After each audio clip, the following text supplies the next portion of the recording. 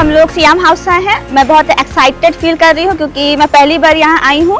ये मेरे लिए बहुत प्राउड मोमेंट है। अब मेरे को सीएम सर से मिलने का मौका मिलेगा। भारत माता की।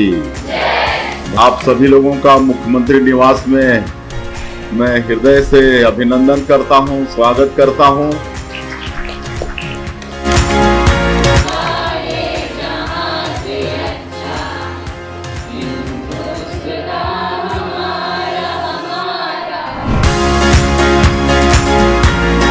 सर मेरा बड़ा इंटरेस्टिंग सा सवाल है। तो आपके हिसाब से एक जेनजी कैसा होना चाहिए, उसमें क्या गुण होने चाहिए? युवाओं में एक तो संस्कार होना चाहिए। हमारे देश की राज शक्ति है जो जेन जी है, उनको संस्कारित होना चाहिए, अपने बड़े लोगों का सम्मान आना चाहिए और देश हित में ही उनको काम करना चाहिए।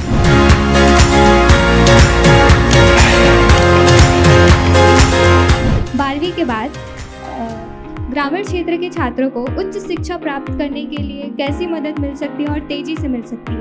हमारी सरकार शिक्षा को आगे बढ़ाने के लिए और विशेषकर हमारे ग्रामीण क्षेत्र के बच्चों के लिए जिनके अभिभावक के पास संसाधन की कमी होती है, उसके लिए भी उनकी कमी को दूर करने के लिए पूरी तरह से वचनबद्ध है।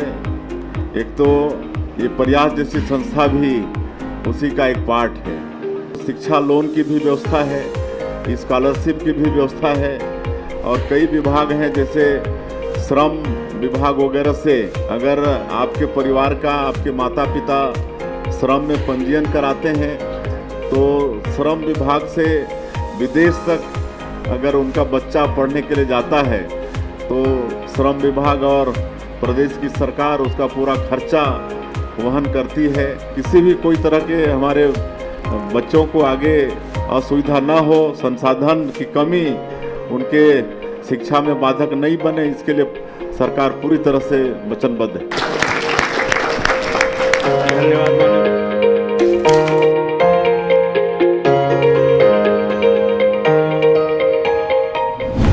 मैं पहली बार आई हूँ। इनफैक्ट मैं अपनी फैमिली में भी पहली बार यहाँ आई हूँ कि मेरे को सीएम सर से मिलने का मौका मिल रहा है, तो मेरे लिए बहुत खुशी की बात है। इसके लिए मैं सीएम सर को थैंक यू कहना चाहती हूँ। आज की युवाओं के लिए राजनीति और प्रशासन में सक्रिय भागीदारी निभाने के लिए आपकी क्या सलाह हो सकती है? देखिए, एक तो कोई काम छोटा नहीं होता, सब काम बड़ा होता है, लेकिन मैं सभी बच्चों से भी कहना चाहूँगा कि सबको एक सपना देखना चाहिए, और चाहे राजनीति का क्षेत्र हो, चाहे नौकरी का क्षेत्र हो, शासकीय सेवा का क्षेत्र हो, या फिर एग्रीकल्चर हो, या फिर जन सेवा हो, या व्यापार हो, कोई भी क्षेत्र हो, आप किसी भी क्षेत्र में अपनी रुचि के अनुसार देश की सेवा कर सकते हैं। लेकिन सब में एक निष्ठा होनी चाहिए, एक संस्कार होना चाहिए, और राजनीति में भी आना चाहते हैं तो वो भी एक बड़ी सेवा है। लोकतंत्र के माध्यम से राजनीति में आएंगे, आप जनप्रतिनिधि बनेंगे तो आप उसके माध्यम से क्षेत्र का, लोगों का विकास कर पाएंगे। आप तो खैर चिकित्सा का क्षेत्र चयन कर ही लिए हैं, लेकिन बाकी लोगों से भी मेरा आह्वान होगा, हमारे बेटा बेटियों से, जो किसी भी क्षेत्र में आए पूरी निष्ठा, ईमानदारी के साथ आएँ और राष्ट्र सेवा की भावना को अपने मन में रखें, तो निश्चित रूप से उससे देश का भला होगा। यहाँ सीएम हाउस में और पहली एक्सपीरियंस है और मैं यहाँ बहुत अच्छा महसूस करत हूँ। पहली बार आके और मैं अपन गांव के पहली और अपन परिवार के पहली लड़का हूँ जो मैं यहाँ आ हूँ। मुझे बहुत खुशी होते। धन्यवाद सीएम सर जी। क्या छत्तीसगढ़ को पर्यटन और संस्कृति के क्षेत्र में देश के प्रमुख राज्यों में लाने की कोई आपके पास विशेष रणनीति है? बिल्कुल है।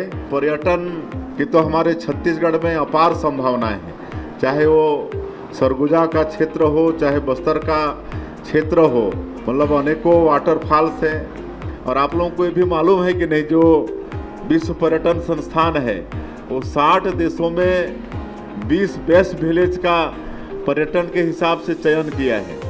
उसमें हमारा छत्तीसगढ़ का गांव धुड़मारास है। जो फॉरेनर टूरिस्ट आते हैं वो लोग होटलों में रहना पसंद नहीं करते हैं, बल्कि वहाँ के स्थानीय लोगों के घरों में रहना पसंद करते हैं और उनके साथ रहकर, उनके साथ पंगत में बैठकर भोजन करना, उनका बनाया हुआ भोजन करना, उनके साथ खेतों में काम करने जाना, नदी में नहाने जाना, मतलब जो कल्चर है हम लोग का गांव का, उसको वो लोग जानना चाहते हैं, इसलिए होम स्टे करना पसंद करते हैं। तो हम लोग पर्यटन को बढ़ाने के लिए होम स्टे को भी बढ़ा रहे हैं, इसको भी उद्योग नीति में लाए हैं।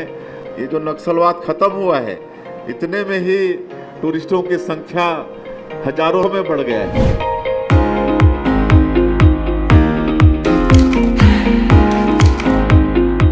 राज्य में खेलों खासकर हॉकी कबड्डी को बढ़ावा देने के लिए क्या नई सुविधाएं आ रही है?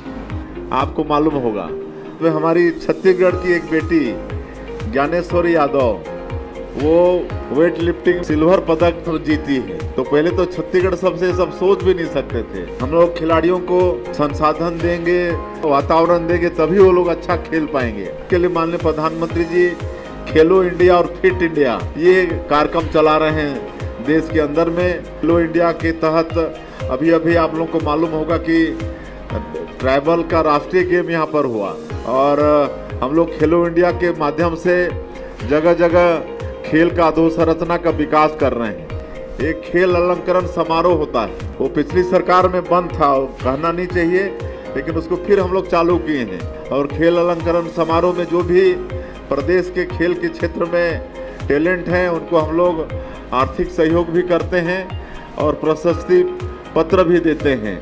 और एक उत्कृष्ट खिलाड़ी का भी चयन होता है, उसका भी अभी चयन जो बीच में बंद हो गया था, अभी उसकी भी लिस्ट जारी हुई है। उसमें भी हम लोग आर्थिक रूप से भी सहयोग करते हैं, उनको प्रमाण पत्र भी देते हैं और उनके लिए नौकरी भी हम लोग सुनिश्चित करते हैं। ओलंपिक के लिए हम लोगों ने ये घोषणा किया है कि आने वाले समय में 2036 में छत्तीसगढ़ के बच्चे हमारे ओलंपिक में भाग लें। इसके लिए जो भाग खाली लेगा हमारा बेटा बेटी, तो उसको 21 लाख रुपया देंगे और जो स्वर्ण पदक जो जीत के लाएगा उसको 3 करोड़, रजत पदक जीत के लाएंगे उसको 2 करोड़, कांस्य पदक वाले को 1 करोड़, ऐसा हम लोग उसमें व्यवस्था किए हैं।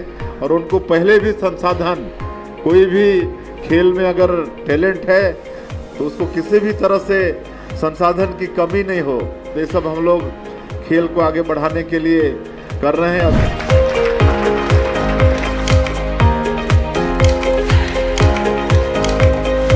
यहाँ हम लोग को सीएम हाउस बुला के इतना अच्छा अपॉर्चुनिटी देने के लिए सीएम सर का बहुत बहुत थैंक यू। उन्होंने हमको बुलाया और प्रोत्साहित कर रहे हैं। मैं प्रयास स्कूल की इन सारी सुविधाओं के लिए मुख्यमंत्री जी को धन्यवाद करना चाहता हूँ।